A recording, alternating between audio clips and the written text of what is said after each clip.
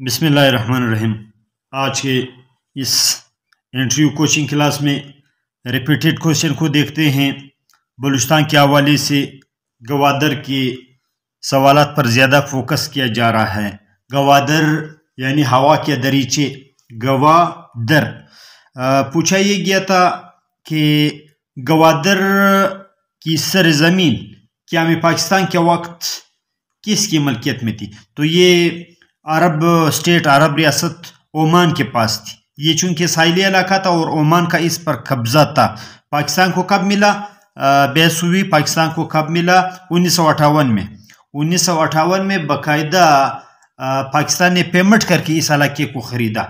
पाकिस्तान ने पेमेंट करके इस इलाके को ख़रीदा और इस इलाके का जो रकबा है जो ख़रीदा गया वो 80 किलोमीटर 80 जो है ये किलोमीटर का इलाका है। इसका मुरबा किलोमीटर जो है वो 80 है। 80 किलोमीटर का इलाका वो बादशाह ओमान से या ओमान की स्टेट से हुकूमत पाकिस्तान ने ख़रीदा। किस वज़ीर आज़म के दौर में? मलक फ़िरोज़ ख़ान नून। मलक फ़िरोज़ ख़ान नून की हुकूमत थी 1958 में कि पाकिस्तान की एग्रीमेंट हुई हुकूमत ओमान के साथ और ओमान से बाकायदा हमेशा के लिए ये इलाका पेमेंट करके ख़रीदा गया। पाकिस्तान का वो कौन सा सूबा है? पाकिस्तान की इस वक्त 5 सूबे हैं। कौन सा सूबा है जिसमें सबसे ज़्यादा ज़बानें बोली जाती है? मल्टी लैंग्वेज प्रोविंस है। पूछा ये गया था which is the multi language province of Pakistan. तो मल्टी लैंग्वेज यानी जिसमें ज़्यादा ज़बानें बोली जाती है वो आपकी सूबा बलूचिस्तान है। बलूची, बरावी, फ़ारसी, पश्तो और काफ़ी ज़्यादा ज़बानें जो है वो इस सूबे में बोली जाती है। इसलिए पाकिस्तान के लेवल पर इसको मल्टी लैंग्वेज प्रोविंस जो है वो कहा जाता है। गवर्नर स्टेट बैंक के हवाले से, स्टेट बैंक की सबसे पहली खातून गवर्नर कौन थी? स्टेट बैंक की सबसे पहली खातून गवर्नर तारीख पाकिस्तान में वो डॉक्टर शमशाद अख्तर थी। डॉक्टर शमशाद अख्तर वो खातून है जो सबसे पहले जिन्होंने तारीख में सबसे पहले बहैसियत गवर्नर स्टेट बैंक औरत होकर हल्फ उठाया। और ये पूछा गया था कि कुरान अज़ीमुल शान को सबसे पहले किस ज़बान में तर्जमा किया गया? तो वो लैटिन है, लातीनी ज़बान में कुरान अज़ीमुल शान का सबसे पहला तर्जुमा हुआ। और आज मौजूदा दौर में जितनी भी ज़बानें दुनिया में लाइव ज़बानें हैं, ज़बानों की 2 किस्में हैं। एक डेड लैंग्वेजेस है, इनकी तादाद तकरीबन 9 लाख के करीब है डेड लैंग्वेजेस, जबकि एक लाइव लैंग्वेजेस है जो दुनिया में बोली जाती है इस वक्त भी, इनकी तादाद 6000 है। 6000 लाइव लैंग्वेजेस है। इन लाइव लैंग्वेजेस में से तमाम के तमाम में कुरान अज़ीमुल शान का जो है वो तर्जुमा हो चुका है। पूछा ये गया था और काफ़ी टेक्निकल सवाल है कि कोरोना किस मुल्क की करेंसी को कोरोना कहा जाता है? किस मुल्क की करेंसी को कोरोना कहा जाता है? चेकोस्लोवाकिया की करेंसी को कोरोना कहा जाता है। कोरोना जो है वो क्राउन से निकला है, CROWN क्राउन। क्राउन यानी ताज। चूंकि इस वायरस की शक्ल एक ताज जैसी है इसलिए इसको कोरोना कहा गया है। और चेकोस्लोवाकिया की करेंसी को भी कोरोना कहा जाता है। चेकोस्लोवाकिया की स्पेलिंग के हवाले से सवाल काफ़ी स्टूडेंट से हुआ लेकिन सब ने गलत जवाब दिया। बाद में ये पूछा गया कि वो कौन सा इस तरह का अंग्रेज़ी अल्फ़ाबेट आता है जो यहाँ पर जो है वो साइलेंट है। तो वो CZECH चेक इस तरह लिखा जाता है, CZECH स्लोवाकिया। तो यहाँ पर Z जो है वो साइलेंट है, वो आवाज़ नहीं देता है, इसलिए चेकोस्लोवाकिया, CZECH चेक। Z यहाँ पर आता है, आप चेक करें तमाम किताबों में ये चेकोस्लोवाकिया है। तो Z बताएं, आइंदा इंटरव्यू में पूछे तो Z बताएं। اور قرآن عظیم الشان میں کس گناہ کو مردہ بائی کے گوشت کھانے سے تعبیر دی گئی ہے؟ تو وہ غیبت ہے۔ غیبت ایک ایسی بیماری ہے، ایک ایسی برائی ہے جس کو زندہ بائی کے گوشت سے جو ہے وہ اس کے مترادف قرار دیا گیا۔ علاوہ ازیں اس کو دوسری حدیث میں جو ہے اس کو اشد من الزنا، یعنی زنا سے بھی جو ہے وہ معیوب بیماری، معیوب گناہ بتایا گیا ہے، غیبت۔ پنجاب کے موجودہ وزیر اعلیٰ کون ہے؟ پنجاب کے موجودہ وزیر اعلیٰ پرویز الہی ہے، جن کا تعلق مسلم لیگ کاپ کے ساتھ ہے، اور یہ جو الائڈ پارٹیز ہے اس میں تحریک انصاف وغیرہ، ان کے ساتھ اتحاد کے طور پر یہ وزیر اعلیٰ بنے ہیں۔ لاک ڈاؤن سے کیا مراد ہے؟ What do you know about lockdown? تو یہ کرونا کے دنوں میں ہم نے زیادہ سنا تھا، سوال یہاں پر ہوا لاک ڈاؤن۔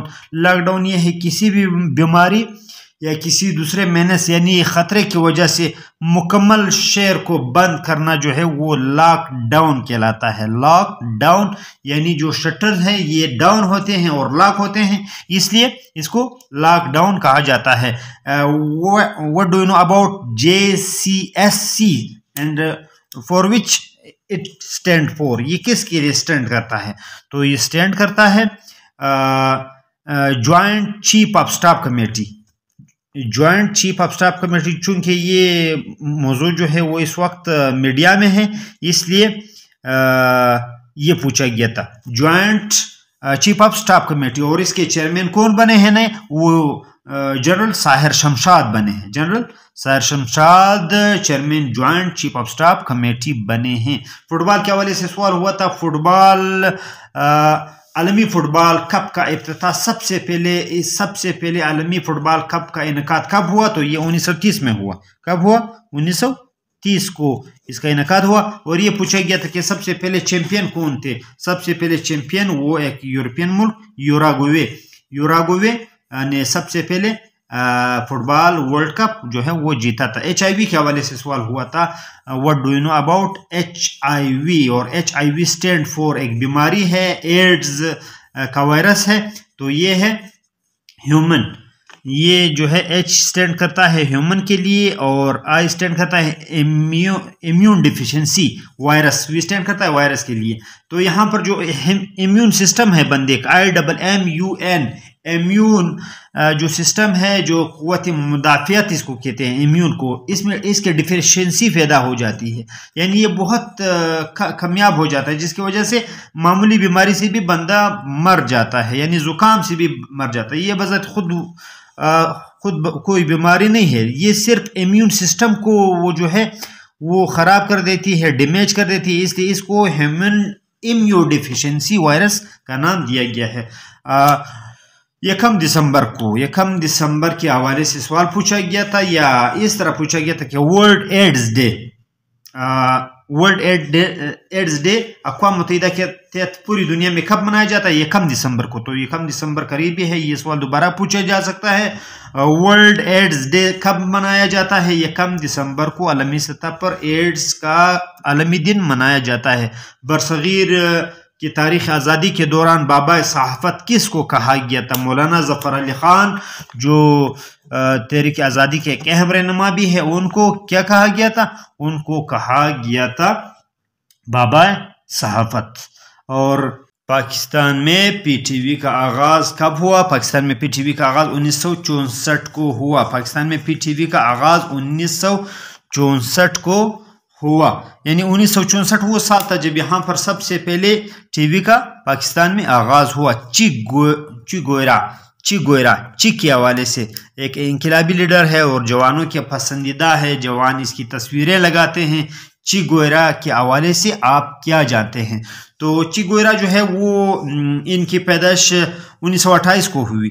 1928 کو ان کی پیدائش ارجنٹائن میں ہوئی۔ کہاں پر ہوئی؟ ان کی پیدائش ارجنٹائن کی ہے، اور یہ فوت ہوئے چی گوئرا جو ہے ارجنٹائن میں ان کی پیدائش ہوئی 1967 کو فوت ہوئی۔ کب فوت ہوئے؟ 1967 کو یہ فوت ہوئے، اور 1928 کو یہ جو ہے وہ پیدا ہوئے۔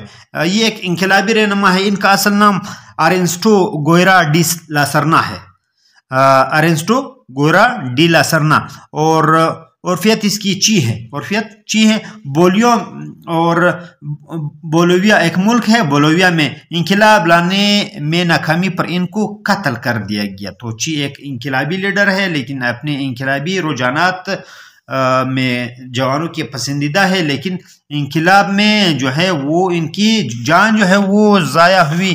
اس کے علاوہ حاتم طائی کے حوالے سے جو ہے وہ سوال پوچھا گیا تھا۔ حاتم طائی ایک بہت مشہور شخصیت ہے، حاتم طائی کے حوالے سے آپ کیا جانتے ہیں؟ تو یہ حاتم طائی ایک مشہور سخی ہیں عرب کی، عرب دو رجالت کا نامور شاعر بھی ہے یہ، اور بہادر بھی تھا۔ تعلق ان کا قبیلہ تے سے تھا، توا، اور یہ تے سے تھا، یہ یمن کا رہنے والا ایک قبیلہ ہے، اور اپنی سخاوت کی وجہ سے پورے جو ہے عرب بیلٹ میں مشہور تھا۔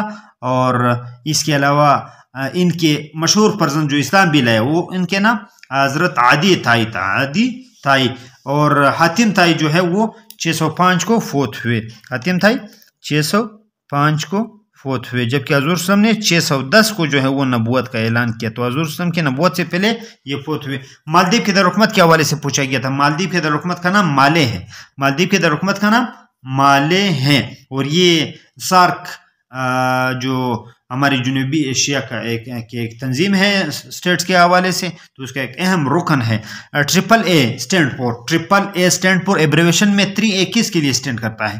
تو یہ امیچور ایتھلیٹ ایسوسیشن کے لیے اسٹینڈ کرتا ہے، امیچور ایتھلیٹ ایسوسیشن۔